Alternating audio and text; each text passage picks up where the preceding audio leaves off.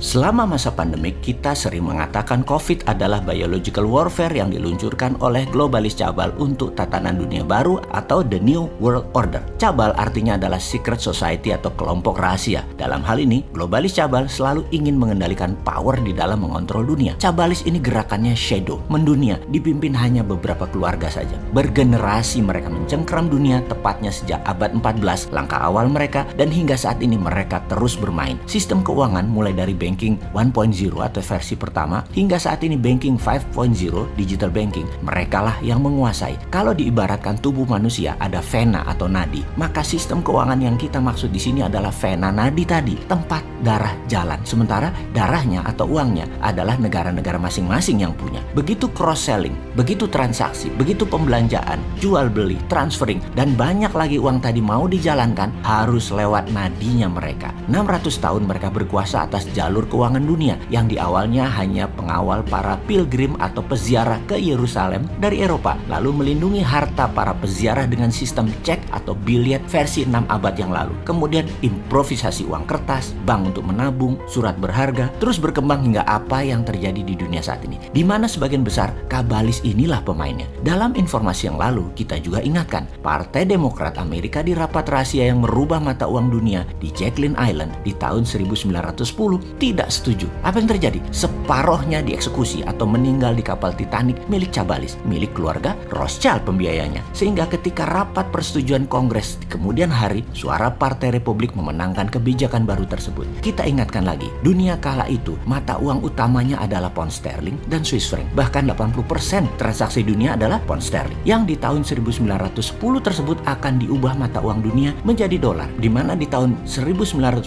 hal ini akhirnya terjadi dengan dua perang besar dunia terjadi. Perang Dunia Pertama dan Perang Dunia Kedua. Lalu dolar berkuasa hingga saat ini, lebih dari 70% transaksi dunia internasional menggunakan dolar. Yuan yang kita idolakan hanya 1,6% transaksi dunia. Lalu mengapa COVID diluncurkan 2019 kemarin? Maka kita bocorkan sekilas agar menjadi pemahaman. Saya tidak akan keberatan atau terhina jika hater atau buzzer mengatakan ini semua informasi halunya Bosman. Monggo, hak Anda untuk tidak percaya. Tetapi tetap saja saya ingin berbagi. Selain memberikan informasi, juga solusi apa yang negara atau pejabat muda nanti lakukan sebagai referensi. Kita beri list apa yang mereka lakukan dalam 20 langkah. 10 sudah kejadian dan 10 lagi belum dan pasti akan terjadi. Apa itu? 1. Kendali atas media utama dan pejabat di semua negara, yaitu saat ini lebih dari 190-an negara di dunia dan sekarang mereka sudah kendalikan. 2. Meluncurkan virus yang sedikit lebih mematikan dari influenza. 3. Membombardir dunia 24 jam sehari, 7 hari seminggu secara masif betapa mengerikan virus tersebut. 4. Seluruh dunia pastikan menggunakan masker, makan vitamin, meningkatkan imunitas tubuh, di mana merekalah penyedia utama awal atas kebutuhan ini. 5. Secara sistemik runtuhkan ekonomi di berbagai negara dunia bergantian dengan membuat transaksi antar negara berkurang, membuat hilangnya banyak lapangan kerja, memukul industri padat tenaga kerja seperti pariwisata, hiburan, dan pertunjukan massal. 6. Promosikan total lockdown di beberapa negara dan diamplifikasi, dipromosikan gede-gedean. 7. Sebarkan PCR yang sensitif agar mendapatkan data banyak yang terpapar hingga membuat panik. 8. Sebarkan tahap awal vaksin dengan tingkat kesembuhan biasa saja, lebih tepatnya tidak efektif atau placebo vaksin. Lalu akan disebar PCR yang low effectivity-nya agar memberi kesan vaksin placebo tadi efektif. 10. Membuat masyarakat merasa dalam keadaan sudah normal kembali, walau fakta lapangan yang terpapar COVID akan banyak dan terus meningkat. Baik, kita potong sebentar di 10 informasi ini, di mana 10 lagi akan kita jelaskan berikutnya. Kita mengingatkan kepada sahabat semua, sekarang ini kita sudah sampai di level 8. Sekali lagi, kita sudah sampai di nomor 8. Yang 9 dan 10 adalah langkah selanjutnya sebentar lagi. Realitanya nanti berita COVID akan mulai meredup dan hilang atau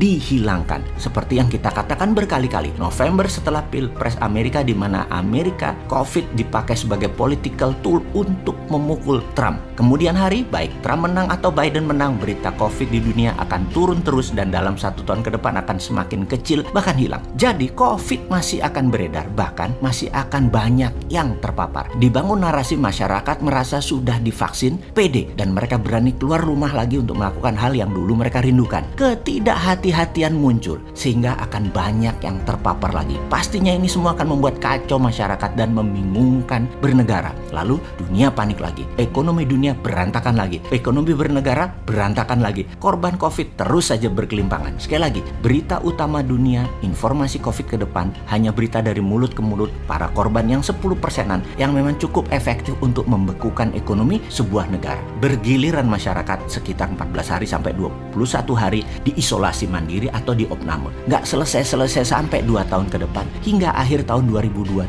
mungkin. Ini perlu distrategikan. Ini yang perlu diambil langkah strateginya. Ini semua 20 langkah adalah langkah globalis cabal sehingga tahun 2030. Sekali lagi, ini adalah langkah hingga tahun 2030. Bukan hanya stop di 2019, 2020, 2021, 2022. Tidak, sampai 2030. Baiklah sahabat, yang 10 langkah lagi kita buka di lain kesempatan ya. Toh kalian dan pejabat negara nggak peduli juga dengan informasi beginian. Orang penting apa-apa yang dari bosman itu. Dia tuh cuma jualan doang.